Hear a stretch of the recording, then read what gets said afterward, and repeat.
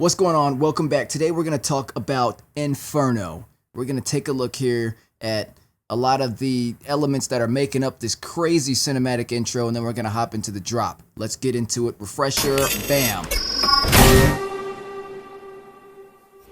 Action. Heat that I drop, make fatal conditions. And if you really think you hot, this the definition.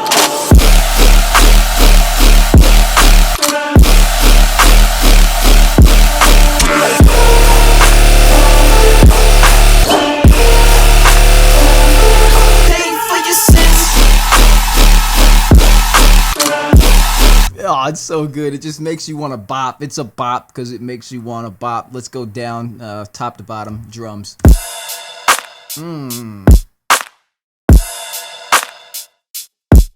Bring it. Bum, bum.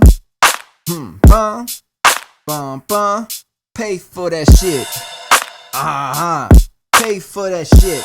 Yeah, so good. I think that crash is just so good that it really just gets you. And once again, panning is everything here. So that's the main drums. Now you've got the sub, which is just playing on in the key of D. Sustain. Get some sort of perspective here. Drums.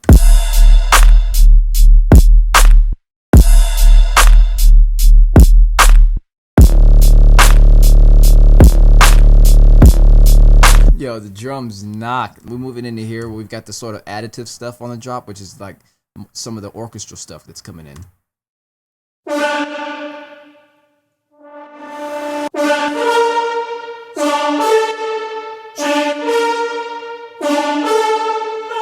And that is just a layer of these trumpets and the choir. So it's like I think it's a horn. Yeah. Yeah, it's these staccato horns and layered in with a choir hit. So when you play them together, so it really kind of adds emphasis. Now you're only really hearing that horn over everything, but it's the small details that, you know, it like subtly when you hear it thousands and thousands of times when you're making it, the small things really begin to stand out at you, and the choir really kind of just, because it has some of the articulations in the choir really kind of just, it just sounds really organic because it was really well recorded, and the way that you can kind of legato through these articulations are really, really good. So it really worked out. Moving into the sort of synthesizer section. Here we go.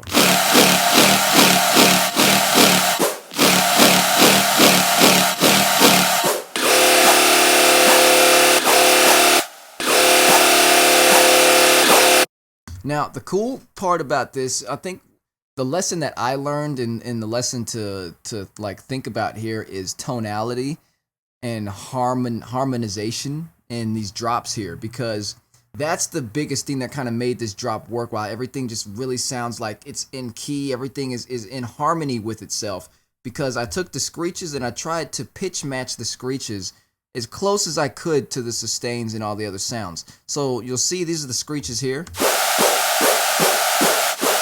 We've got our sort of pace screeches that are doing what the wobbles are doing, womp, womp, womp, womp, womp, womp, womp. And then we have our sustain screech, because there is a sustain that I made that is playing here.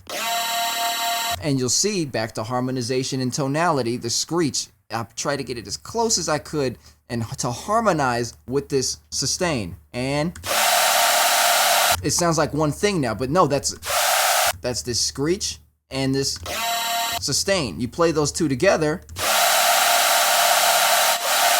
it's so good, right? And then the same thing are harmonized again, because I switched it up just because I didn't want it to be the same thing on the second half of the drop. It's a different sustain with a different harmonization and a different harmonization accompaniment. Screech plays like this, and that sustain sounds like this.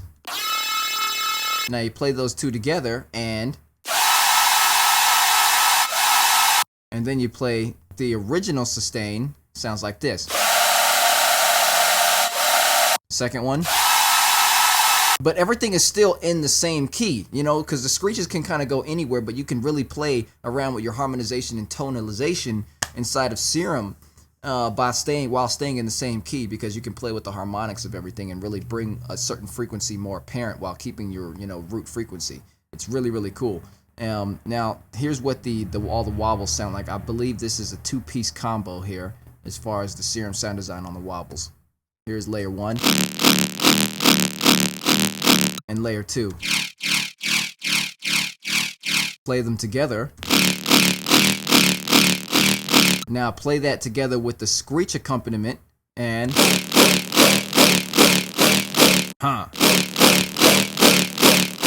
hit it with the drums.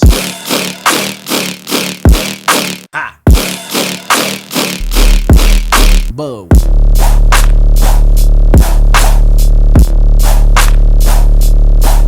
Everything is about swing. Everything is about flow. That's what kind of gets you into this. That's why you like it so much, because the flow is just so on point. It's so there.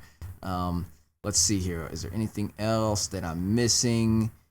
I mean, we could look at these Serum sustains. That's one of the sustains. This one's actually off. I didn't use it. This was like not even a sustain. It's sort of a pace synth. Let's see. Here's a layer 2 of the sustain, I believe.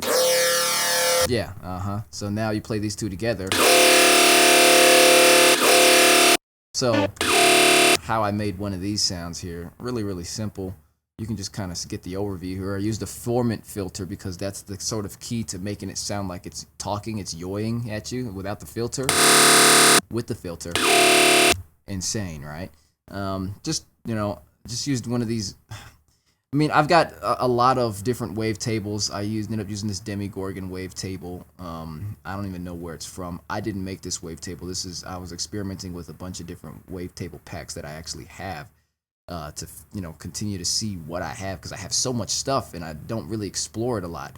And there's a lot of inspiration that I'm missing out on. So I started playing around with these things that I have here, and I'm like, oh my god, this wavetable is just so rich. And yeah, I did that basic. Everything else is pretty much basic. FM from B. As far as the A warp, same thing that I always do in the effects section, just multi-band compression. Throw the threshold back to get some volume, and that's about it. I kept the LFO envelope like low, because you can like bring it up and it'll sound different. I don't want to change it because I don't want to change the song. Actually, I've got it saved. Here we go. You see the difference? It's not the tone I was going for, but here sounded a lot more organic. Sounded dope, right? Moving into this layer here. This just sounds like a freaking laser beam, yeah? This is just a comb filter. Another one of those wavetables. Actually, no, this is a stock wavetable. This is gritty. Yeah, the gritty wavetable in the digital section with FM from B for the A warp. Basic shape. It's the second basic shape. And a comb filter. Without the filter. With the filter. I really love the comb filter. It's probably one of my favorites. Same thing in the effects section. Multi-band compression. This is not rocket science. I use a lot of basic sounds, but it's all the basic things that come together to create the craziness. If you have your fundamentals and your basics down, I'm telling you, you can create some crazy music. And yeah, that's that sound. I mean, that's pretty much it. That's making up this drop. Now I've got a lot of things like here. And this is just sort of musical instrumentation that's going on here, and everything is kind of playing along. In this song, I used a lot of mirroring. And what I mean by mirroring is the synths are doing what the instruments are doing. So you'll see, listen to this again.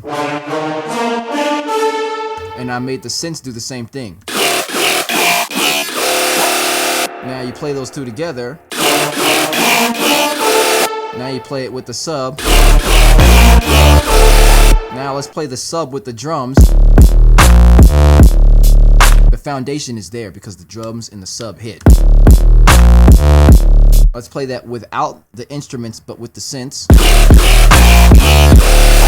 Like, it would be sick even without the instruments in there, but I was just wanting to really stay with the tone of that I created for the song, and I needed the instruments to be in there just for the musical expression. And it all kind of came together like that, you know what I'm saying? That's all I can pretty much think of. That's Inferno. How many times I gotta drop a year for you niggas listen? Industry full of cowards and fear, that's not my disposition.